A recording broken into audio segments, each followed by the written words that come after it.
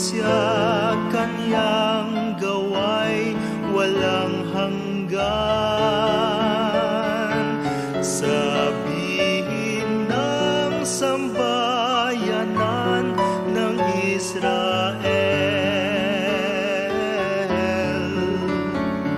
walang hanggan kanyang awa.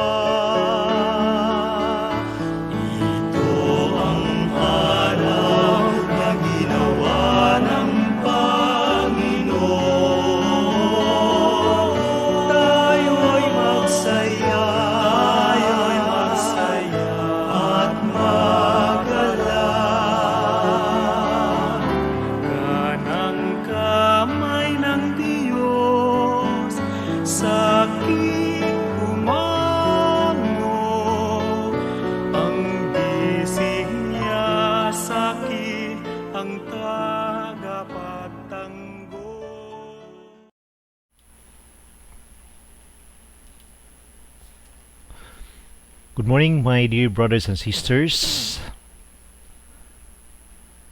Today is January 4, Monday. Today we have an introductory encounter between Jesus and his first disciples.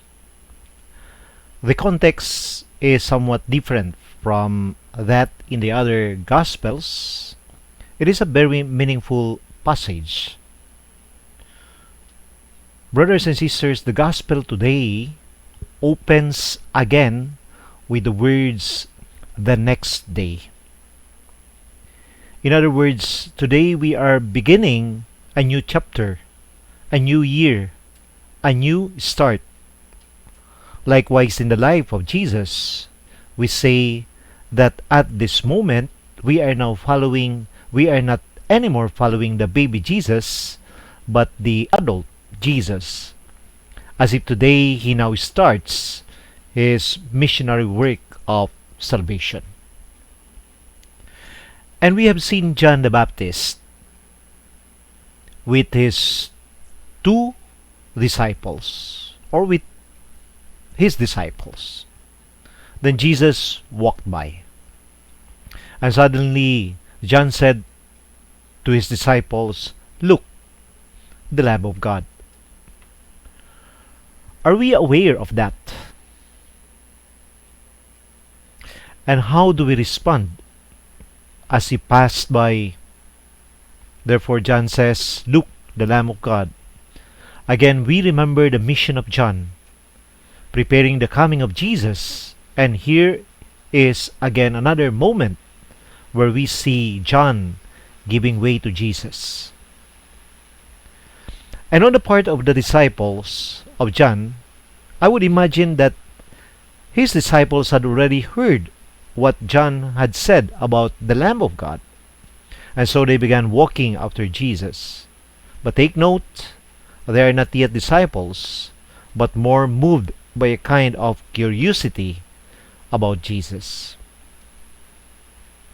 Then Jesus turned, saw them walking behind him, and asked, "What are you looking for?" "Teacher, where do you stay?" And we all know that Jesus said to them, "Come and see." They stayed until 4 o'clock in the afternoon. My brothers and sisters, with the gospel reading today, I personally would say that there are a lot of things we can learn. Jesus walked by. Perhaps we are not so much aware that every day Jesus passes by or walking every day in front of us.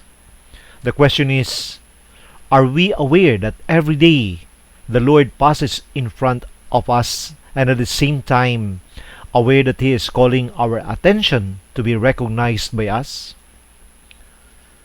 Brothers and sisters, like in the Gospel, the disciples knew Jesus that He was coming, but did not recognize when He passed by until John said, "Look, there is the Lamb of God." In my own opinion, like anybody or like us, how can we recognize Jesus passing by when we are so much busy or so preoccupied with many things? I remember when I was working in the parish and trying to invite people to participate in religious activities of the parish, and many would give me their litany of excuses. And one of the many excuses was that I have so many things to do and I don't have time for that. And therefore, with this kind of attitude, it would really hard to recognize the presence of God in our life unless we stop and be aware the importance of God in our daily life. So like John, we must have time to listen to those who are telling us, take a look, take time to rest, make time for God, etc. The second thing that I would like to share with you is when the Lord asked the disciple of John, what are you looking for? My dear friends, it is the same question that the Lord is asking today. What are you looking for? Many times I realize that I am looking so many things in my life that in the end it doesn't give me any satisfaction or contentment in life. Meaning to say, at the end, it doesn't make me happy. And today the Lord is so direct and frank that He is asking those curious disciples of John, what are you looking for? As if the Lord is asking, are you looking for just pleasure or true happiness in your life? Brothers and sisters, the two are not the same. Pleasure is just temporary, and happiness is lasting. Let us then follow the Lord and remain with Him to be happy throughout our life and the next. This is Father BOBET Jazmin, SBD. Good morning till tomorrow. God bless.